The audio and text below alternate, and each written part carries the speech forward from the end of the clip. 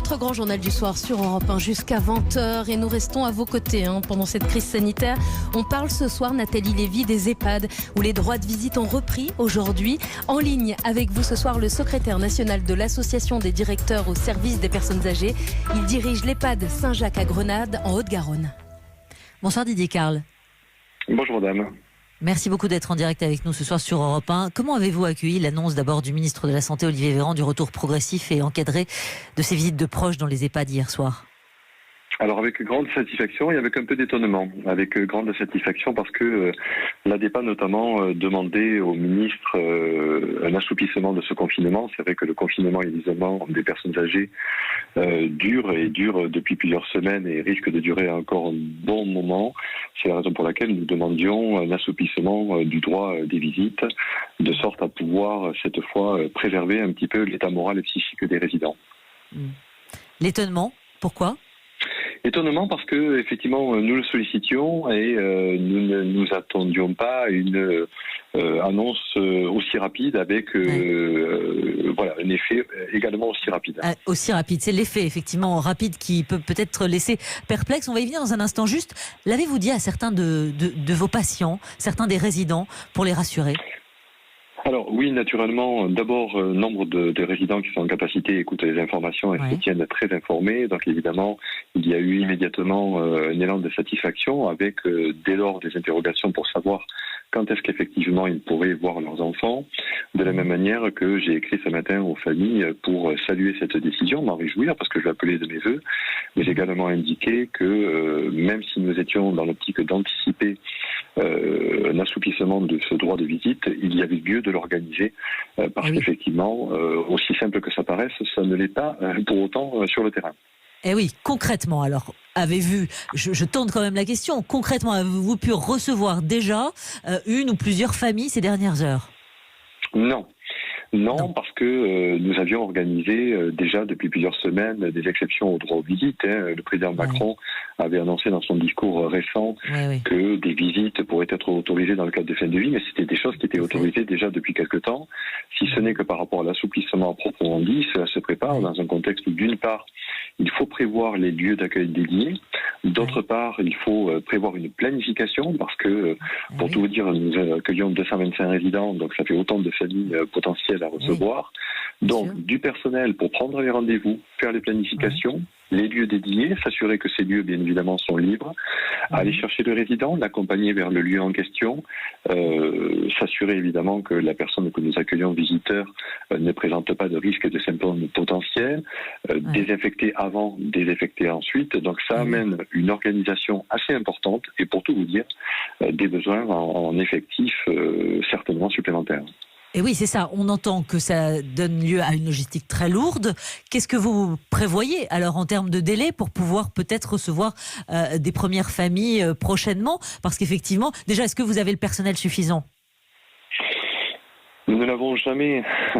Ce serait une réponse à vous apporter. C'est vrai que depuis plusieurs années, l'ensemble des rapports qui ont été publiés, et souvent de grande qualité, ont montré que nos établissements et services pour personnes âgées souffraient de sous-effectifs chroniques. Ça signifie que quand tout va bien, on est déjà en difficulté. Lorsque nous sommes dans des périodes de crise, c'est la grippe saisonnière, c'est la canicule, mais là nous sommes sur une crise particulièrement aiguë, bien évidemment nous sommes en difficulté. Nous sommes en difficulté depuis le démarrage pour plusieurs raisons. Il a fallu d'abord massivement augmenter les équipes de désinfection et d'hygiène des locaux, le confinement en chambre avec tout ce que cela occasionne, et puis s'assurer également qu'au-delà du soin de base, très régulièrement dans la journée, des professionnels vont auprès des résidents. Donc ça aussi, ça a été une surcharge de travail et des besoins supplémentaires. Nous avons besoin de temps de psychologues pour soutenir le moral des résidents. Nous avons besoin d'animateurs supplémentaires. Donc là, en l'occurrence, il faut, en toute franchise, que je recrute 2 animateurs, ou en tout cas 2 personnes qui feront office d'animateurs pour accompagner au mieux ce droit de visite qu'on ne peut que souligner. Oui, que vous espériez Absolument. Et qui est maintenant une réalité. Mais alors donc en termes de logistique concrètement et de structure, comment vous allez vous organiser ? Est-ce que vous avez la possibilité de créer un sas, de créer un espace ? Comment ça va se passer concrètement ? On essaie d'imaginer. Alors nous avons 2 sites et pour aller assez vite, puisque pour répondre à votre question précédente, l'idée pour nous est de pouvoir démarrer concrètement jeudi, c'est-à-dire à partir de jeudi pour faire des rendez-vous planifiés. Alors en attendant de pouvoir créer ici ou là un certain nombre d'aménagements, nous allons avoir 2 types de résidents, ceux qui peuvent se déplacer, quitter leur chambre, et puis ceux qui ne pourront pas quitter leur chambre parce qu'ils sont trop fatigués à l'ité. Pour les seconds, nous allons, comme hier avec des exceptions aux visites, équiper les familles visiteuses d'équipements de protection individuelle, Charlotte, sur blouse, masque, ce qui montre aussi qu'il faudra que l'État demain augmente nos dotations en masques notamment. Pour les autres familles que nous pouvons accueillir parce que les résidents cette fois peuvent se déplacer, on a dans les 2 sites de notre établissement des salles d'activité qui sont en rez-de-chaussée, qui permet un accès direct depuis l'extérieur, puisque l'idée va être d'éviter que les familles n'aillent trop loin dans l'établissement, ce qui évitera de devoir les équiper, ce qui minimisera le nombre de risques. Donc, on est en train, ici ou là, un peu comme partout, de prendre des vitres en plexiglas, etc. Si ce n'est que je ne voudrais pas créer des sas comme on les voit aujourd'hui et que nous sommes en train de finaliser l'aménagement d'une véranda qui permettra d'une part d'assurer un accueil en toute convivialité, mais également d'assurer la distanciation sociale et éviter toute prise de risque. Alors, vous avez parlé de jeudi comme échéance. Vous espérez que ce sera jeudi pour les premières visites. On l'espère aussi. Vous l'avez dit, il faut mettre donc une sorte de planning en place. Comment vous faites alors ? Comment vous allez procéder ? C'est-à-dire que ce sont les familles qui se sont manifestées le plus souvent ou dans les cas les plus, dans les cas où il y a un besoin vraiment d'échange parce que sur le plan neurologique, ça devient compliqué avec le patient. Comment vous allez organiser cette hiérarchie des rendez-vous ? Alors d'une part, vous avez raison, nous avons pour objectif de prioriser les gens dont on sent effectivement que moralement, ils ont un vrai besoin urgent de rencontrer leur famille. Donc ça, nous avons quand même une idée assez précise. Pourquoi je vous dis ça ? C'est que nous avons 225 résidents, autant de familles, et que la problématique, elle est de dire, mais comment nous arrivons à organiser ces visites qui doivent être vraiment encadrées, de sorte à ce que les résidents ne mettent pas 3 semaines ou un mois à voir leur famille. Donc il va y avoir un premier, effectivement, des résidents prioritaires en fonction de l'état moral, et puis nous allons donner un numéro direct aux familles pour qu'elles puissent appeler et arrêter les rendez-vous et planifier effectivement avec nos équipes. D'accord. Il y a 225 malades, 225 résidents précisément dans votre établissement, Didier Carle. Pour l'instant, et on l'espère dans la durée, pas de victimes de Covid ? Non. Non, pas de victimes avec Covid positif. Écoutez, nous avons au moins une chance qui est que la région Occitanie est relativement pour l'instant préservée. Certes, il y a effectivement des malades, mais également des établissements touchés. Mais nous avons eu une chance que n'ont pas eu nos collègues du Grand Est et d'Île-de-France, c'est que nous avons été touchés à un moment donné où il y avait 2 choses essentielles qui ont manqué au début, qui étaient les protections et notamment les masques. Et puis aujourd'hui, la possibilité de dépister. C'est à partir du moment où on a les masques et où on peut dépister qu'effectivement on peut aussi assouplir le confinement et dès lors permettre à nous.